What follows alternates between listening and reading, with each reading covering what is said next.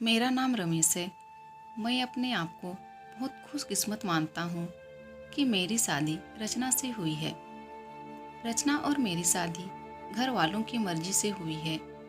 रचना बहुत सुंदर है। शुरुआत में मुझे लगा था कि वो मुझसे शादी को हाँ नहीं कहेगी, लेकिन जब मैं उसे देखने गया तब उसके स्वभाव का पता चला। बहुत अच्छा उनका परिवार था। रचना जब शादी करके मेरी ज़िंदगी में आई तब से मेरी ज़िंदगी बदल गई है। सभी मुझे कहते थे कि मैं बहुत खुशकिस्मत हूँ। अभी मेरी शादी को करीब 3 महीने ही हुए हैं। मेरा सपना था कि मैं बड़े शहर में एक बड़ा शोरूम बनवाऊँ कपड़े का। मैंने रचना को इसके बारे में बताया। रचना को पता है कि यह मेरे लिए कितना बड़ा सपना है। मैं दिन रात इसी में लगा रहता हूँ। बड़ी मुश्किल से मुझे एक जगह मिली, लेकिन पैसे बहुत ज़्यादा थे। इसलिए मैंने अपने गांव की ज़मीन बेचने का फैसला किया था। ज़मीन में मेरे पिता के दूसरे भाइयों का भी हिस्सा था। इसी काम के लिए मुझे कुछ दिनों तक गांव में जाना पड़ रहा था। मैंने रचना को चलने को कहा, क्योंकि पता नहीं कितना समय लग सकता है, लेकिन उसने कहा कि वो अपने मायके चले जाएगी। मैंने भी सोचा कि ठीक है। रचना अपने मायके चली गई। मैं अपने गांव चला गया। रचना से मैं फ़ोन पर बात किया करता था। ज़मीन के कागज़ और सारी बातों में समय लग रहा था। इस दौरान मेरी पत्नी से मेरी बात होती रहती थी। मैंने एक शाम उसे फ़ोन किया तो वो कुछ बदली बदली थी, ज़्यादा बोल नहीं रही थी। मैंने पूछा, क्या हुआ, तुम ठीक हो? वो बोली कि मुझे आपको कुछ बात बतानी है। मैंने कहा कि बताओ, क्या बोलना चाहती हो? वो थोड़ी देर चुप रही और फिर बोली कि नहीं, अभी नहीं, मैं आपको मिलकर ही बताऊंगी। मैंने भी कहा कि ठीक है, लेकिन मुझे नहीं पता था कि मेरी ज़िंदगी में इतनी बड़ी बात होने वाली है। अगले दिन दोपहर में मैंने जब रचना को फ़ोन किया तो उसने फ़ोन नहीं उठाया। मैंने भी सोचा कि कुछ काम होगा, इसलिए मैंने उस बात पर ज़्यादा ध्यान नहीं दिया। मैं सारा दिन अपने काम में उलझा रहा। काम भी ज़रूरी था, क्योंकि वो ख़त्म करके ही मैं जल्दी से रचना के पास वापस जा सकता था। दिन भर के काम के बाद मैंने फिर शाम को रचना को फ़ोन किया, लेकिन इस बार उसका फ़ोन स्विच ऑफ आ रहा था। मैंने फिर सोचा कि शायद किसी काम से गई होगी और मोबाइल स्विच ऑफ हो गया होगा। मैंने रात में फिर कॉल किया, क्योंकि दिन भर बात ना हो, लेकिन रात में ज़रूर बात किया करते थे। लेकिन रात में भी उसका फ़ोन स्विच ऑफ था।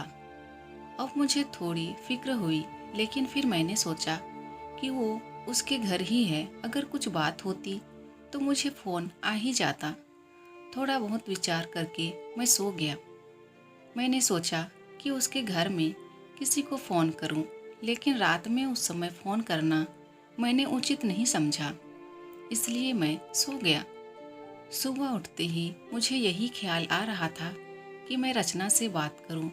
सुबह भी मैंने फ़ोन किया, लेकिन अभी भी वही बात, उसका फ़ोन स्विच ऑफ ही था। अब मैंने उसकी मम्मी को फ़ोन किया, लेकिन उन्होंने भी मेरा फ़ोन नहीं उठाया। अब मुझे थोड़ी फिक्र होने लगी थी, क्योंकि किसी से भी मेरी बात नहीं हो रही थी। करीब 3 दिन तक न रचना का फ़ोन आया, न उसकी माँ का। मैं अपने काम में लगा रहा। फिर एक शाम मेरी सास का फ़ोन आया। मैंने पूछा कि रचना कहाँ है। वो बोली, रचना अपनी एक चचेरी बहन की शादी में गई है, शायद वहाँ नेटवर्क नहीं होगा, इसलिए बात नहीं हो पा रही है। मैं भूल गया था, रचना ने मुझे बताया था कि वो वहाँ जाने वाली है।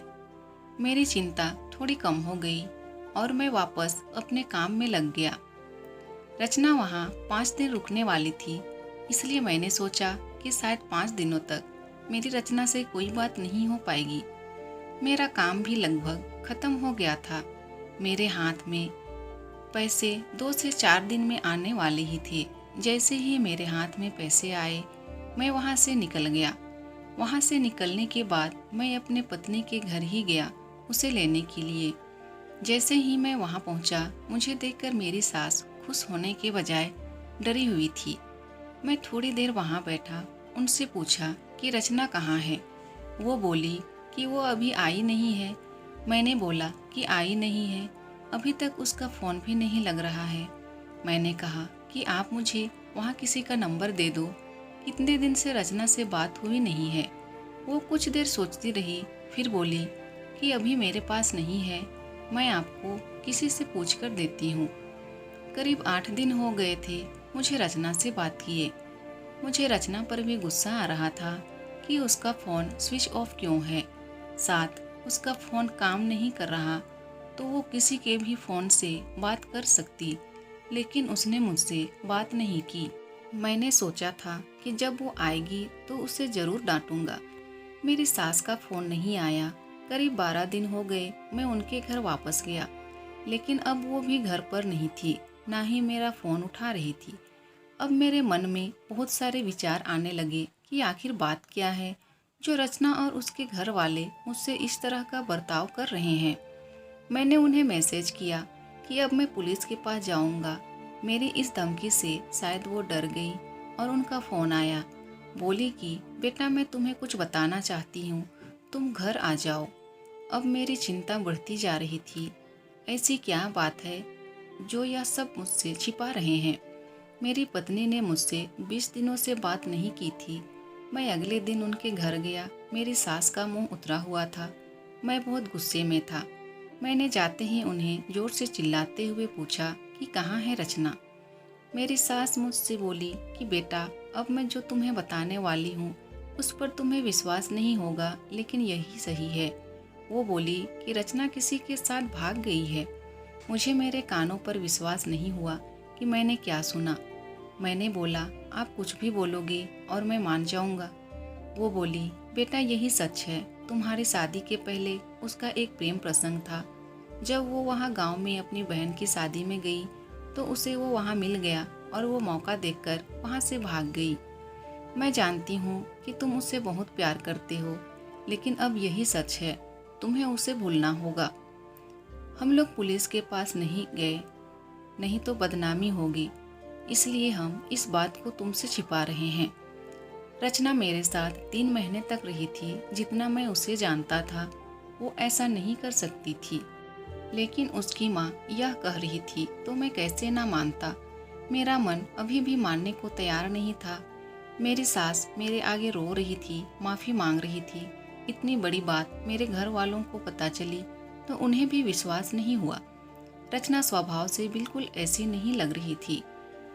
रचना की माँ को देखकर मैं और मेरे घर वाले चुप रह गए। हमने कुछ बड़ा कदम नहीं उठाया। मैं अपने साथ हुए इस धोखे को बर्दाश्त नहीं कर पाया। मैंने रचना को बहुत प्यार किया और मुझे कुछ भी हासिल नहीं हुआ। रचना नाम से मुझे नफरत हो गई। मेरी जिंदगी पर इसका बहुत असर हुआ। मैं जो शोरूम की शुरुआत करने वाला था उसके लिए मेरे पास अब सब कुछ आ गया था, लेकिन फिर भी मुझे अब कुछ करने का मन नहीं हो रहा था। किसी के साथ इतना बड़ा धोखा हुआ तो कैसे खुश रह सकता है। मेरे घर वाले मुझे बहुत संभाल रहे थे। मैंने उसे बहुत ढूंढने की कोशिश की। मैं चाहता था कि वो मुझे मिले तो मैं उससे पूछूं कि आखिर उसने मेरे साथ ऐसा क्यों किया। धीरे धीरे समय बीतता गया। अब 7 महीने हो गए थे और मैं भी उसे भूलकर अपनी जिंदगी में वापस बिजी होने की कोशिश करने लगा। मेरा उसके घर यहाँ से जाना हुआ। ऐसे ही मेरा ध्यान उनके घर की खिड़की पर पड़ा। मुझे दिखाई दिया कि खिड़की पर रचना है। एक झलक सी मुझे दिखी। मैंने उसी समय उनके घर का दरवाज़ा बजाया। मेरी सास ने दरवाज़ा खोला और वो मुझे देखकर ही डर गई। दरवाज़ा खुलते ही मैं अंदर जाने लगा।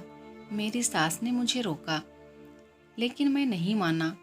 अंदर मैं कमरे में गया तो रचना को देखकर मैं हैरान रह गया। रचना व्हीलचेयर पर बैठी थी। रचना ने मुझे देखा और उसकी आंखों से आंसू आ गए। मैंने पूछा, यह क्या हुआ? रचना बस रो रही थी। मेरी सास बोली कि बेटा, रचना जब शादी में गई थी तब उसका एक्सीडेंट हो गया था और ऐसी जगह चोट आई जिसके कारण अब वो चल नहीं सकती है। एक्सीडेंट के समय भी बेहोशी में यह कह रही थी, तुम्हें ना बताए, वो बड़े काम के लिए गए हैं। डॉक्टर ने जब बताया कि हो सकता है रचना अब चल ना सके और इलाज पर बहुत ज़्यादा पैसा लगेगा, तब भी मैंने कहा कि दामाद जी को बता देते हैं। लेकिन रचना ने कहा कि मैं उनकी ज़िंदगी खराब नहीं कर सकती। उनका सपना है शोरूम खोलने का। उनकी ज़िंदगी में जाऊंगी तो उन पर बोझ ही बनूंगी। इसलिए रचना ने यह झूठ तुम्हें कहने को कहा ताकि तुम उसे भला बुरा कहकर उसे भूल जाओ, उससे नफरत करो। मेरी पत्नी मुझसे इतना प्यार करती थी। मैंने उससे कहा कि रचना अगर मेरे साथ ऐसा कुछ हो जाता तो क्या तुम मुझे छोड़ देती? रचना ने रोते हुए कहा कि ऐसा मत बोलो। रचना ने कहा कि मैं आपकी दोषी हूँ। एक्सीडेंट में हमारा बच्चा जो मेरे गर्भ में था वो भी नहीं बचा। आप मुझे भूल जाएं, दूसरी शादी कर लीजिए। मैं आप पर बोझ नहीं बनकर रहना चाहती। रचना की आंखों से आंसू नहीं रुक रहे थे। कितने दिनों उसने इन्हें रोक रखा था। मैंने रचना को बीते कुछ महीनों में ना जाने क्या कुछ नहीं कहा, लेकिन अब वो रचना को एक पल भी अपने से दूर नहीं रखना चाहता था। मैंने रचना की एक बात नहीं सुनी। मैं रचना को अपने साथ ले आया। अब कोशिश यही है कि वो फिर से चल सके। मैंने मेरा शोरूम बेच दिया और अच्छे से अच्छी अस्पताल में रचना को दिखाया है। उम्मीद की किरण दिखाई दे रही है। बस मैं यही चाहता हूँ कि वो फिर से अपने पैरों पर खड़ी हो जाए।